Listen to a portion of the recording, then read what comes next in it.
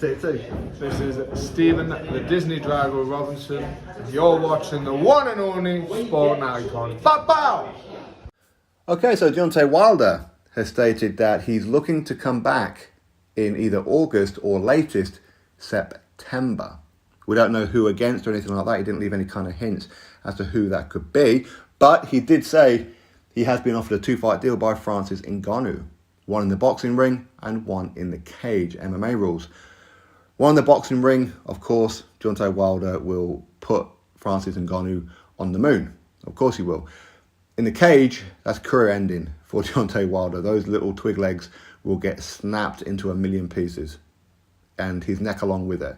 So that would be very, very silly. But at the same time, he's at that age now where he can't really be waiting around for world title opportunities because he's going to be too old by the time he gets one because of all the mandatories and everything backed up. So what he could do is take on Francis Ngannou. That's 2 fights that will do very, very well at the box office.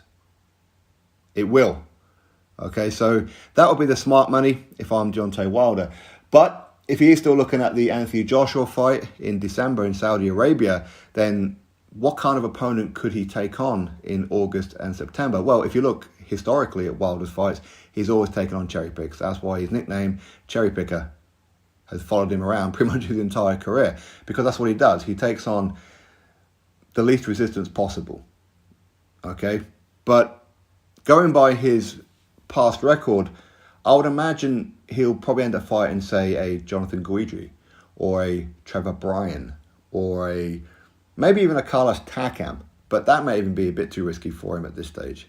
Because what he's not going to want to do is risk getting cut or potentially lose. And then lose that Anthony Joshua fight.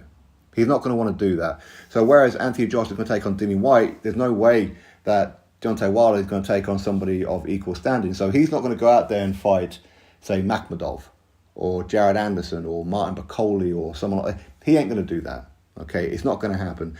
So I do fully expect him to take on an absolute can. Nothing wrong with that because since the absolute butt kicking that he received from Tyson Fury in their third fight where he got knocked out, he's only had one round since then against his sparring partner Robert Helenius.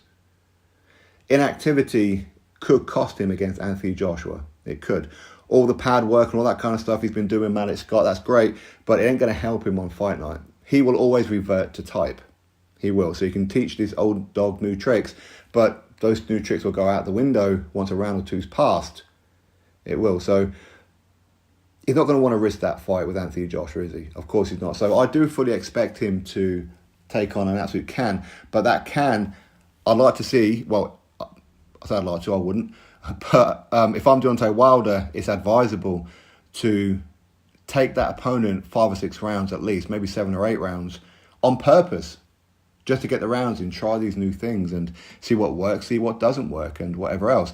Take it into camp, then prepare for Anthony Joshua. So that's what I would do. But Wilder being Wilder, as I said, he always reverts to type. He'll take on absolute can and maybe stop him in the first round or two, which is no good for him going into Anthony Joshua fight, which would be good for Anthony Joshua, but not good for Wilder. Okay, he needs rounds is what he needs. So anyway, it's going to be interesting to see what Wilder does next. Is he going to take on a professional boxer? Is he going to take on Francis Ngannou? If he does, then that will probably mean that the Anthony Joshua fight will be scrapped. Is that a duck? I mean, you could see it as a duck for sure, but at the same time, it's a financial move, isn't it? 2 fights, Francis Ngannou will do very, very, very well at the box office for less risk, really, especially the boxing match. The MMA one is high risk, but anyway, let's see. Drop your thoughts below, click thumbs up, subscribe. Catch you next video.